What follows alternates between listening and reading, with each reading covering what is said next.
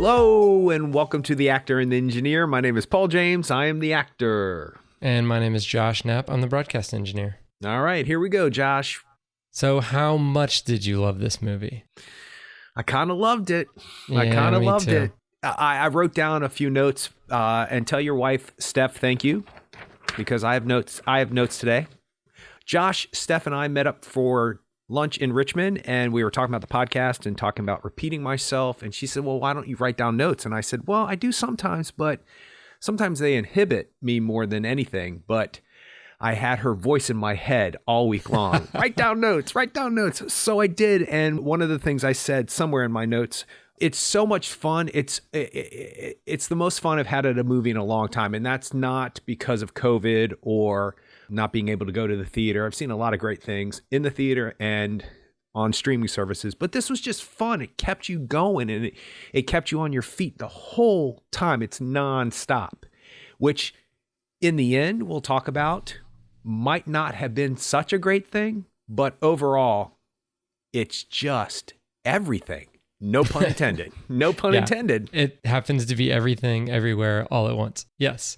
So that's what we're talking about today. And I agree with you that there's so much, like it's like maximalist filmmaking. They wanted to do a lot and they somehow figured out a way to shove it all into a story that's a very contained story, but is also about such a huge subject. And there are so many different elements to just living life as a human, but then also there's some hilarious parts and just some off the wall.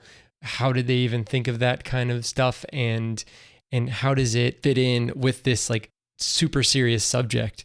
We're talking about depression. We're talking about identity. We're talking about confidence. We're talking about family dynamics, but yet there's a raccoon that's singing. So, I mean, it's, you get it all in this movie.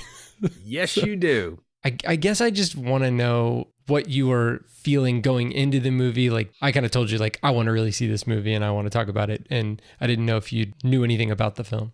No, I didn't, but Twitter blew up about it. I just saw some stuff about Michelle Yeoh on the Twitter and how she's talking, and they're talking about Oscar nominations and all this other stuff. And I was like, great. okay, yeah, they always do that really early Oscar prediction type of thing. But technically speaking, this movie is in a good position if it is going to be taken seriously with the Oscars, because I think they're going back to regular scheduled time frame this year. Yeah. I'm not exactly sure how they're doing it.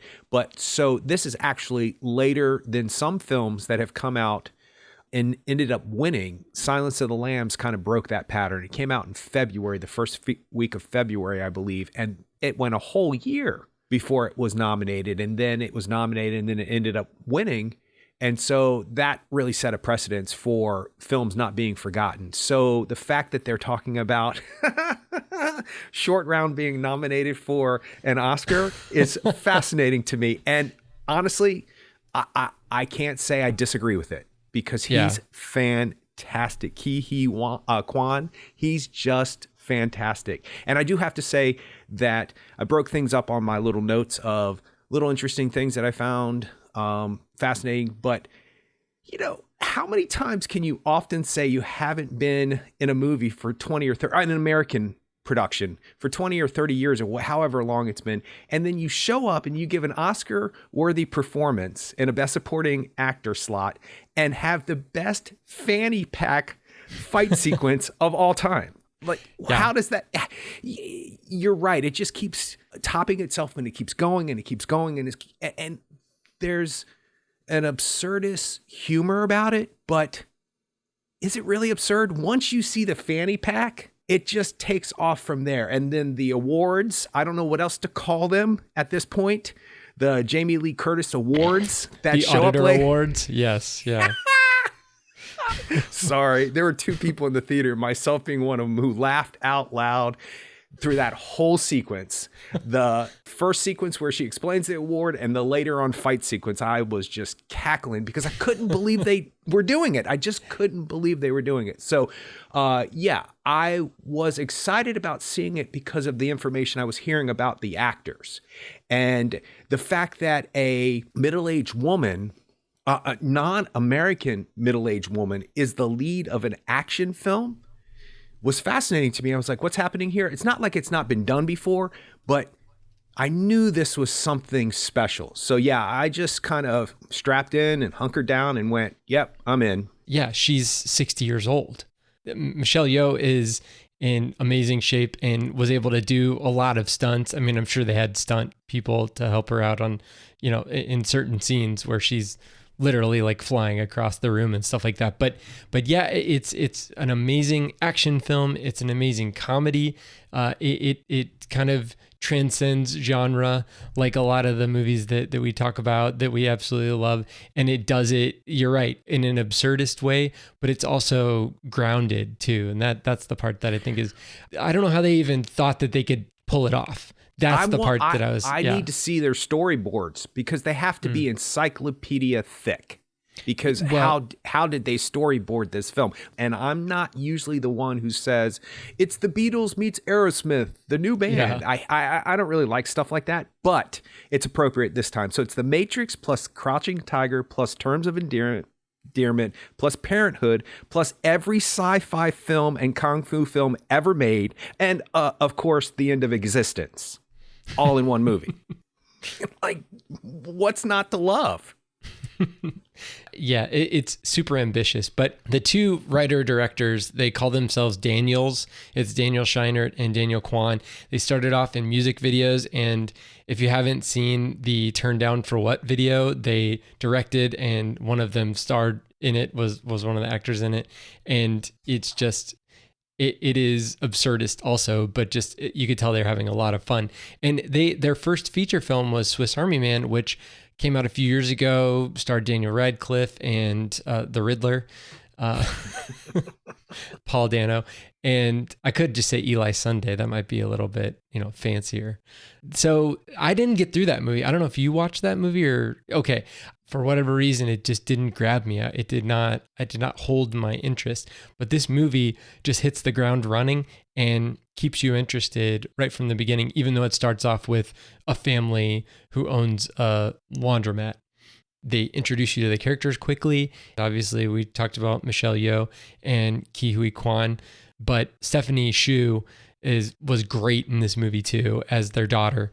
And she just I hadn't really seen her in anything before, but I mean she's obviously been acting for a while, but yeah, she kind of, in a lot of ways, she has to do a lot more dynamic acting in certain areas, and maybe that's superficial on my part, but she's having to make hard shifts a lot more than Michelle Yeoh or even Ke Huy Quan, who plays essentially two different characters in the film.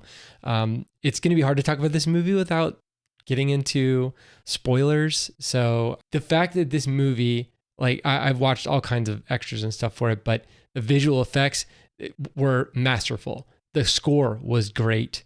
The music was worked in the film, but like the visual effects are kind of like what got me is that it seems like it's half practical and half CGI, and you can't really tell where the line is.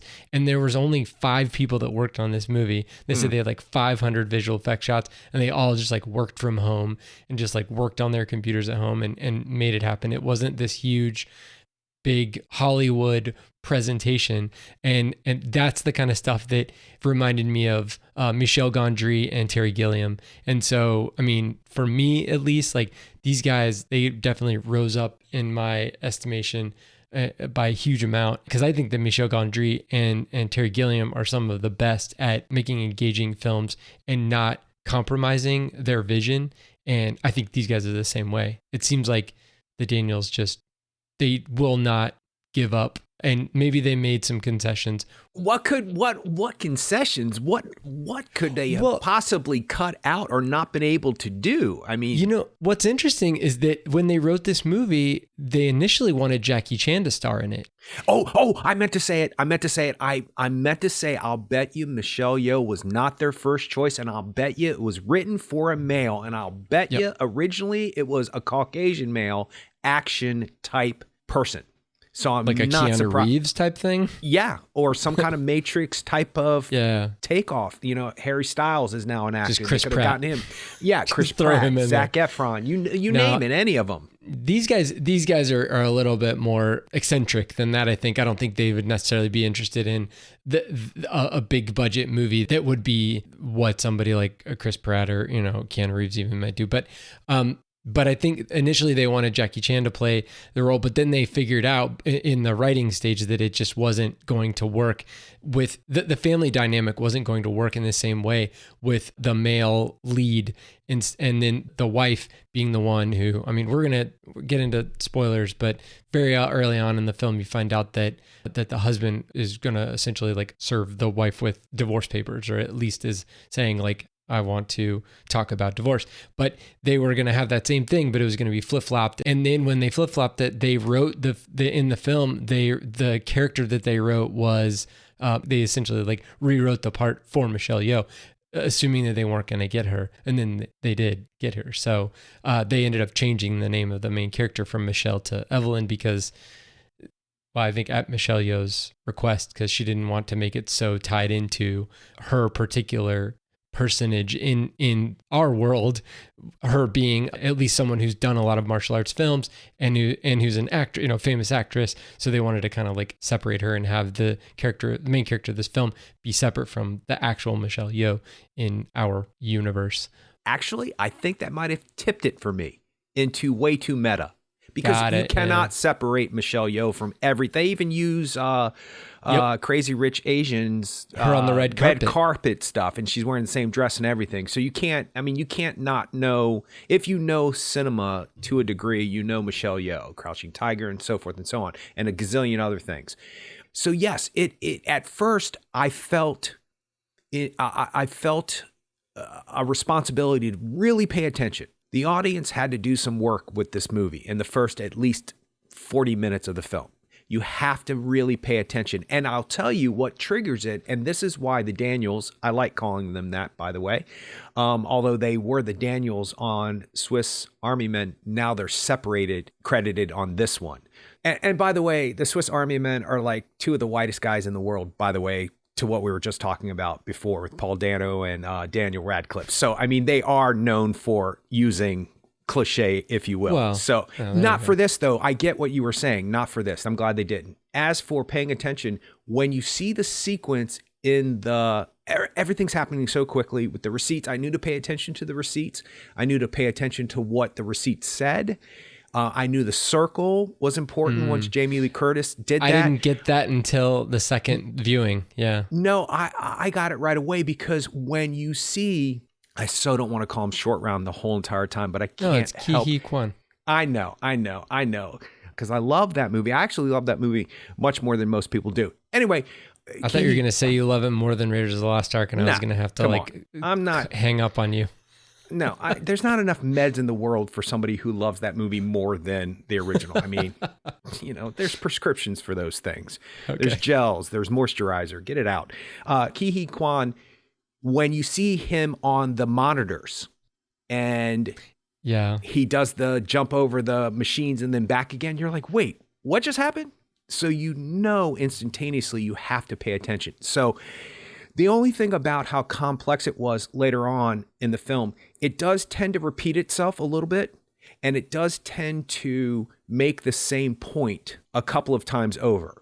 And I think they could have possibly edited it down a little bit so it wasn't as repetitive as it was. I get why it was, and I accepted it for what it was, but after you get the main situations, after you get the human conflicts, and then you get the eternity's going to be destroyed by an everything bagel concept, you're good. Once he comes in and does the actual transition from the husband to the operator, whatever you want to Alpha Waymond, we'll call him that. Yeah. There you go. After he explains everything, it's all a matter of choices. It's just a matter of, are they going to eat a banana? Is that how they're going to verse jump? Or how are they doing this? And how they continue to create how each character verse jumps, we're getting back to that scene, is amazing. So no, I felt an obligation to pay attention from moment one. And maybe that's because I did see some of the trailer. I didn't pay attention to the trailer, but I saw it was flashing and I knew that there was a lot going on. But I'm also the MTV generation. So my eyes can take a lot of things in. And when that sequence happens, when everything speeds up, I think I took it all in. I was actually looking for Easter eggs during it. Like, is there there's a skull, that was her face. So I think if you're just going to the movies to just zone out, you might miss some stuff that maybe that's why some of the sequences are repeated so the audience can catch up again and go, oh, okay, that's why that's happening. Because if they're not paying attention in the beginning, maybe they need to reiterate it. But no, I didn't have any problem. Did you?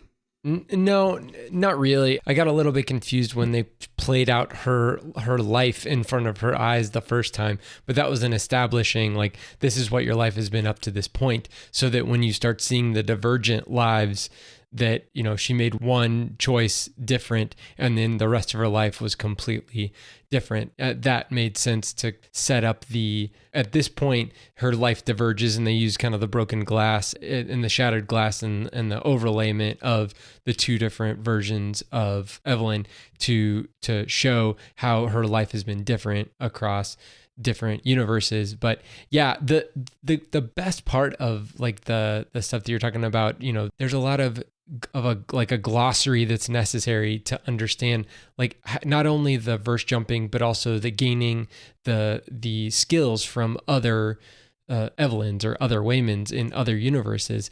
That is hard to describe or hard to explain.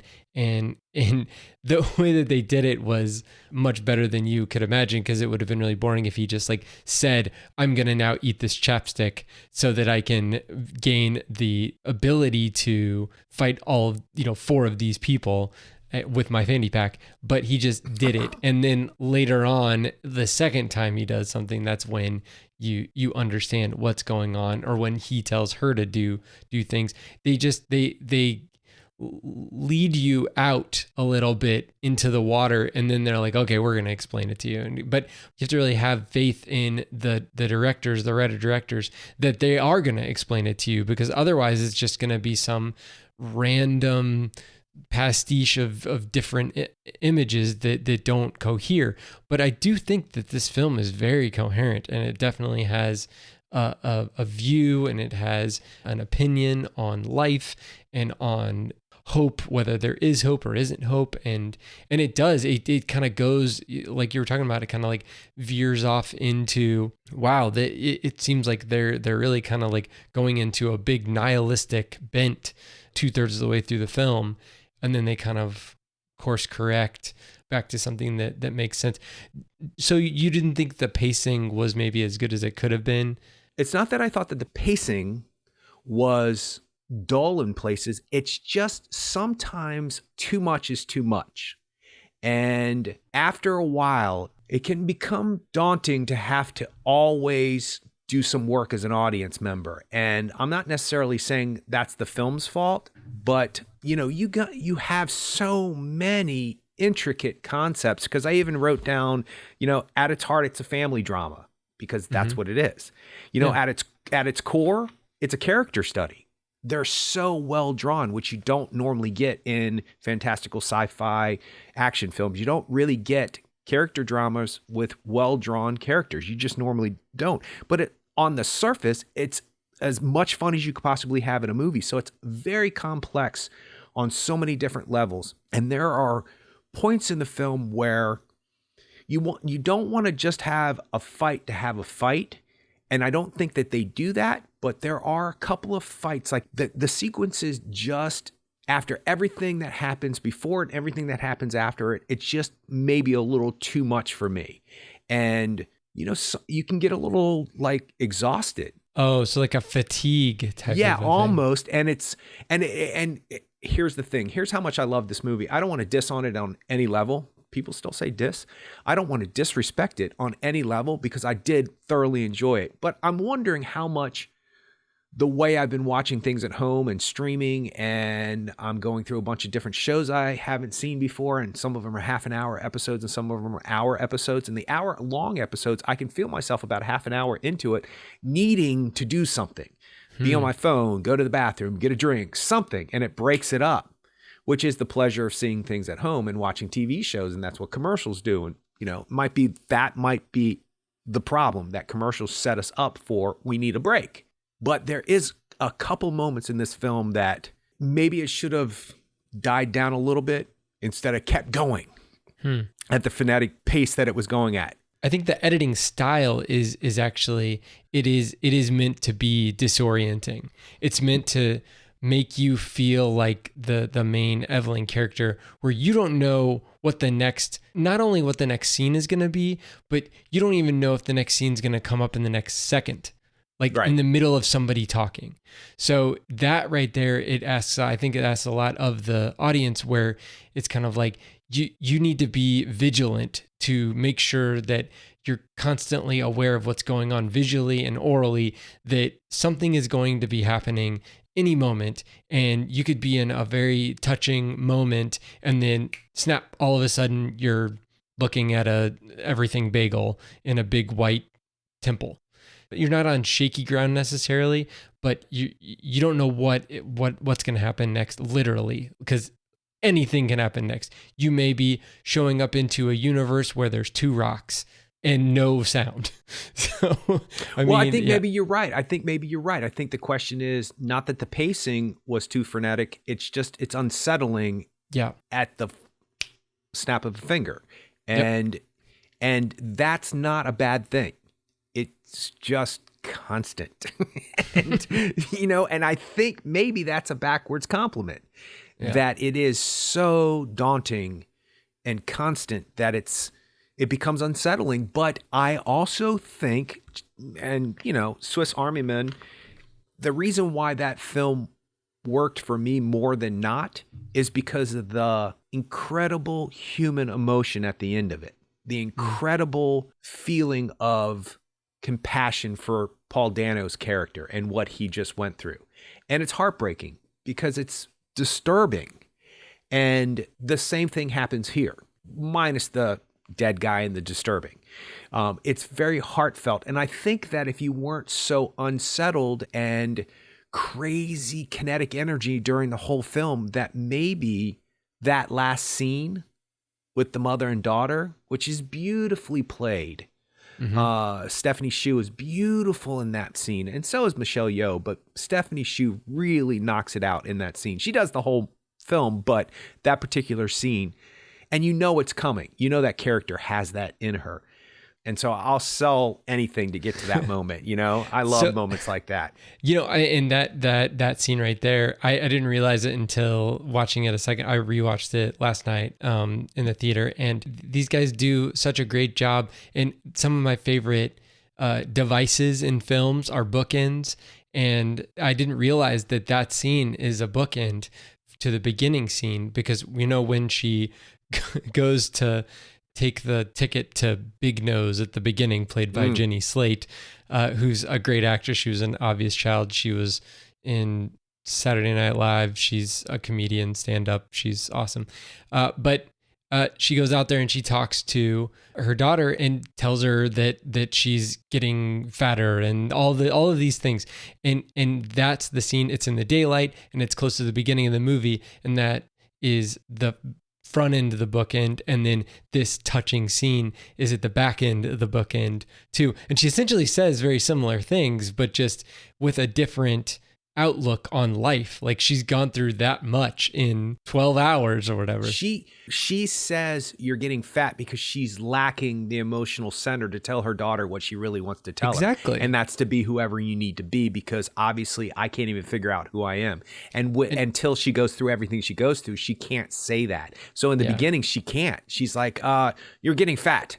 And it's like, what? And she also has questions. She has all those questions for her, and she really wants to know what she's feeling. Like, their dynamic is not that kind of like back and forth feeling sharing dynamic. It's just I'm the mother, you're the daughter adversarial dynamic at the beginning of the film. But then she does ask her questions, like, why don't you call me? Or, like, why is it that you come over when, she has legitimate questions, and she's not, at this point, she's not afraid to ask her. But then at the same time, she really does, show her and tell her that now that she does know about all of these other universes, she still chooses to be with her there in that one at that moment. So it means even more that she knew that she could that she could immediately switch to be a famous actress or whatever.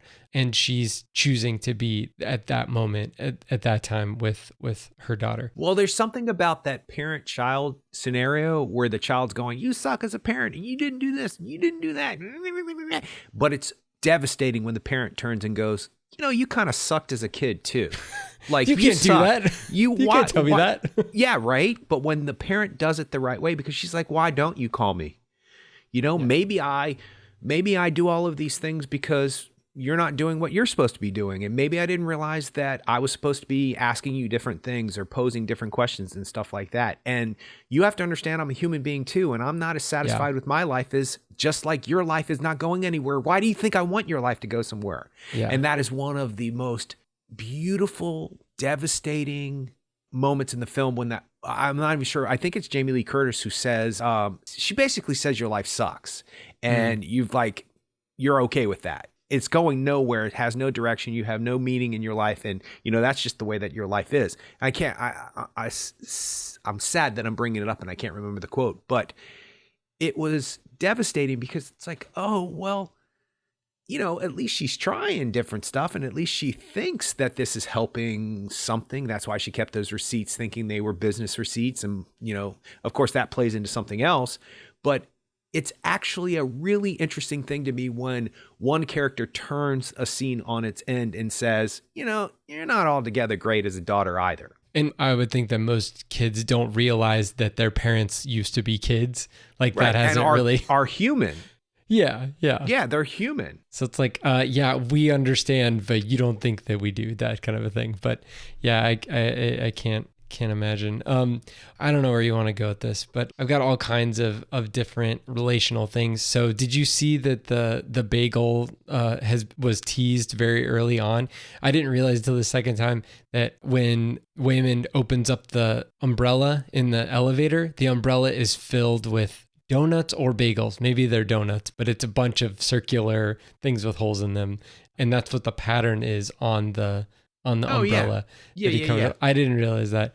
And then they go into that conference room and he's like eating bagels, like there's an everything bagel on the table. Right. Yeah. Ooh, bagels. So. Yeah. Here, eat. You need your energy. Yeah. And then the googly eyes, actually, they're like inverted bagels. And, oh yeah. And that's and also when you think about, I was just thinking about the black bagel in the center of the white temple is like a googly eye. So I don't know where to go with that, but it's like a representation of the googly eyes. But the googly eyes are like the good thing. They're like the inverse of the bagel, which is the bad thing. So, yeah, I don't know. I didn't see that. The only thing I thought about the googly eye is how the comedy in this is sharp, and it's right up my alley. I mean, we're not going to mention the scene again, are we? But it's hilarious. The fact that the third eye is a googly Michael's craft eye was hysterical to me, and how it wobbled a little bit because they wobble.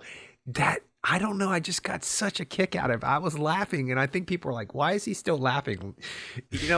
I think the initial reaction is, this is strange to have somebody put a plastic googly eye on their forehead, but you see that image all the time, and it's a very kind of serious image. And, you look into all your chakras and your third eye and stuff like that. And to be a googly eye, I don't know why. It just tickles me so much, man. It kind of cuts it down a little bit. It's like, okay, no, it's real, but let's not take it too seriously, guys. Come on. It's so funny. I don't even know why. Oh, it's so funny. And the googly eyes on the rock, too. Where she's like, you can't do that. And he's like, there's no rules. Of course I can do this. So funny. Well, I think that maybe, and in a way that scene is great because it does slow the film down a little bit, because then you have to read subtitles. My glasses are fogging up because I was laughing so much. So yeah, it was great because they slowed it down. And they also, there's always those people who watch sci-fi films and they're like, why does every alien still have eyes and a mouth and arms and legs, but different noses and different ears and stuff like that? Why do they all look like that? And, they got a point.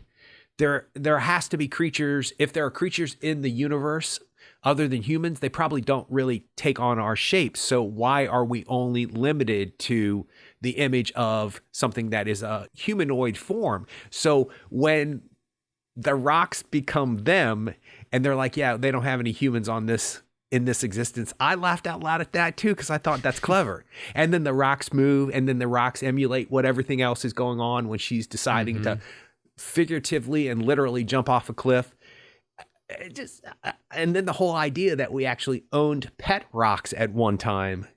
I just was chuckling left and right in this film. And I know I sound like a crazy man up in the back of the theater, because I always sit in the back of the theater, and there wasn't that many people in the screening that I saw. So I know they're like, that guy, what's with him? Like, let's get out of here before this guy comes down the aisle, because I know I sounded crazy, but it tickled me. It was funny. Yeah, I think that there in both of my screenings, like that was like people were trying to be very respectful to not laugh, but it gets to a certain point where people were laughing across the theater, and the way that they intercut between the Rock story and the story, we haven't even talked about her going to her movie premiere and the movie quote unquote ending in the middle of the movie, a la Vice or whatever else you want to, I'm sure it's happened in other films, but yeah, when the end of the movie happens and then, she gets up and walks out, we get that scene, that beautiful scene in the alleyway behind the theater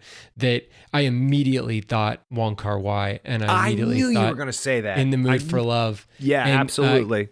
Ke Huy Quan, he was an assistant director and did stunts for Wong Kar-wai and some of his, like, stunt coordinator. Like, he wasn't not in the acting part of the industry after like the early 90s. And so, yeah, he knows Wong Kar-wai. But yeah, and he looks like a good, Tony Leung stand-in. He plays that kind of like suave type of a guy well, and especially when you juxtapose that with his Wayman character. But the lighting, the green from the neon sign, and I don't know if you noticed, but like the people walking by, there were scenes where it would kind of like, it was skip frame, long exposure, so the people walking by were like blurry. Yep. And they used that. Wong Kar-wai uses that in multiple films, in The Mood for Love and in for other films. But yeah, it was definitely. And in the more reading I did, yeah, they definitely were going for that feel. These two people romantically, potentially, will they, won't they? What's happening there? Is there a feeling between them? Explanations and all that stuff. But they intersperse those scenes, the rock scenes, and the actual alpha world scenes. Of the people driving around in the van.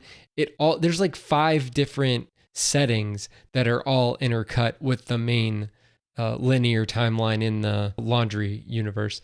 It's a lot to keep up with, but I still felt like it kept you in a good spot. And I didn't think that there were too many action scenes in the film. I mean, I felt like they spaced them out fairly evenly, and they didn't seem extra. I didn't say there was too many fight scenes. I said that there's a point where some of the fight scenes possibly could have been shortened a little bit. Like if they would have gotten rid of the pinky bicep scene. Well, but that comes back though. It does come back, and that's a reference to Bruce Lee and the 1-inch punch and all that stuff. Yeah. I mean, no, we don't necessarily have to talk about the scene. It's hilarious. When I saw it, like I was wondering like if that was going to come back later. And especially did you see when they're in the office and then everybody comes in and they're all like, do what you need to do. And so you just see them, one guy's like licking the wall, another guy's humping a lamp. There's just like, it's just chaos, but they have to do the most extreme or novel thing in that room to be able to acquire the things necessary to fight her. And the director's in that scene too. One of the directors, Daniel Scheinert, he plays the district manager, the guy in the dungeon behind the office. Yeah. That's him. Yeah. Oh yeah. He's good. That's him. So He's perfectly cast.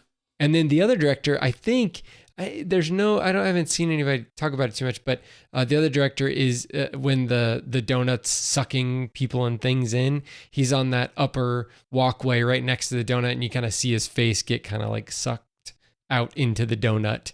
And that looks like him. I mean, it looks exactly like him. So that's probably his little cameo. So the director's got in there too. So that's good. Do we want to talk about Jamie Lee Curtis? We haven't said anything about Deirdre Beaudeirdre. Yeah, I have a whole page on the comedy of this movie, and that name, the haircut, the glasses, the muffin top, the sweater, the that's pants. Gotta be like a fat suit, right? I think she's pretty like she's I don't think well she's put together. Yeah, I mean, I'm sure she's struggling with the best of us, but I don't think that that's her. I think it needed to be emphasized, and if it doesn't, bully on her. Good for her. I mean, because that is the best way to deal with aging in Hollywood. Just put it out there, and her little dialect, and then her change, and then, did you staple something to my head? Was that the receipt? Do you think that was the receipt that she circled? I think that'd be really cool if it was, but I don't know if it was or not. That would be really cool though. No. It was something else. Okay. Doesn't she draw that circle and staple it to herself? I think she does. I think you see her draw it and then staple it. Yeah. Yeah. Okay. Yeah. Just everything she does. And the fact that she does not care that she's Jamie Lee Curtis, that she has a reputation, that she has a legacy, that she is a Hollywood goddess and royalty, literally, and not literally, but in the sense of Hollywood and the family she comes from, but she just doesn't care. And that's the funniest thing about it. Because at first you're like, it's just one of these really pretty women who's trying to like downplay her good looks so she can have a good character. And at first it's like, that's a little bit of a stretch, and it's a little bit of an exaggeration. I'm not buying it. And I'm like, but then when she does the switch into the evil version of her, or whoever the character she's playing at that point, you really see how well etched out the first. I know she's a tax auditor, but I think of the DMV every time I see people in movies like that. I just did. As a matter of fact, I went to the DMV today, and there's like 4 of them sitting behind the counter who's, respect them though, because they got a hard job. But yeah, she's hilarious. And she just doesn't seem like she's embarrassed by anything. And she's just balls to the walls, and she goes for it. So, I mean, the hot dog dance, come on. Her and Michelle Yeoh, they definitely go for it. It's hysterical. So funny. Yeah, I mean, she just, maybe because she's been in Hollywood for such a long time, she doesn't really, I don't mean she doesn't care. I mean, she just doesn't feel like she is inhibited at all. And somebody who has the reputation that she's built up over these years, she's also married to Christopher Guest, so God knows what their Saturday nights are like. I mean, because that would probably be hysterical. But who knew that she actually had, I mean, she's done things like this before, sort of, but who knew she really had it in her to be a Christopher Guest character in this type of movie? Who knew? And good for her. I mean, and she's a supporting character, and she doesn't try to take the spotlight. No. And she's got a touching scene at the end too. That's true. Yeah. She definitely shares moments with Michelle Yeoh, and I think that just in the interviews that I saw with her and the other actors and the directors, it was so deflecting. She was like, she didn't want any questions about her or about anything to do with her, and she was asking engaging questions of the other people in the interview. Like, she was kind of really trying to push. These are the people you need to talk about the Daniels. You need to talk about what they did, what they wrote, what they manifested in this film. You need to talk about Stephanie Hsu. You need to talk about how amazing, Michelle Yeoh is, and how she can do all of these stunts, and all of that stuff. And she's just praising everyone. And hopefully it's one of those things where it's like, if anybody is like, oh, I like Jamie Lee Curtis, I'll go see that movie, and then they see this, and like they may just absolutely love it, even if they haven't heard of any of the other actors in the film. It strikes me as a very famous person who wanted to try a different thing in her career and try a different character. It does not strike me as a marketing ploy to have Jamie Lee Curtis in your film to get people in the seats. It just doesn't. She doesn't come across to me as that kind of ego. They cast her because I think she was probably the best person for the role because she's so hysterical. When she first looks at the hot dog fingers, oh my God. Because that's what the audience is doing. They're like, wait, what is happening here? And then it's like, oh, and she looks at it like there's almost this disbelief, even though obviously she has hot dog fingers and that's the reality. And she plays the piano with her feet and all that other stuff. Yes. And did you that was the thing that I loved, is that the musical integration in that scene where they're like, how did they get hot dog fingers? And then they do the whole going back to Dawn of Man scene in 2001 and the hot dog finger ape kills the regular handed ape. But then also broke their Thustra, that song they're playing that's in the beginning of 2001, it's being played, but it's being played horribly.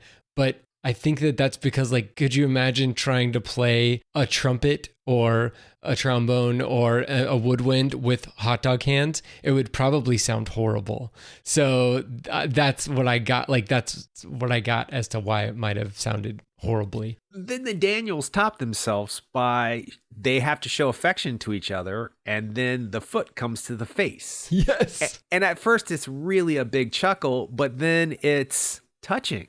And you're why are you makes so sense. Why is it giving me such a nice feeling in my soul that this person is rubbing this person's face with their foot? It's weird, but it's actually because the actresses pull it off. You can tell they feel for each other when you see them later on dancing and showing affection to each other. You can tell that that's what they meant in the foot scene too. Yes, but it's a foot. It's hilarious and touching.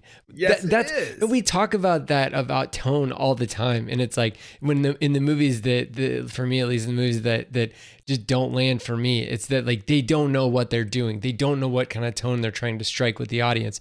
But in this movie, they're no, we know exactly what tone we're going to strike, and we're going to get you to feel hilarity and emotion at the same time. And that's ballsy. And a lot of other feelings at the same time too. Yeah. There's a lot of other feelings. There's a genuine feeling of fright trying to get away when she's trying to escape in the beginning, when you don't really know, and Jamie Lee Curtis flips into whatever the evil Jamie Lee Curtis person is.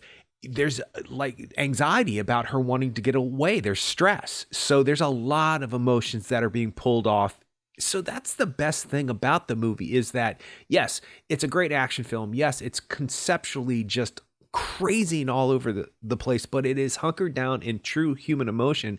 And I think that was important to them because it comes across as important. So the comedy is great, and the references are disgustingly funny at best. And, even when he eats the chapsticks, it's what is happening here?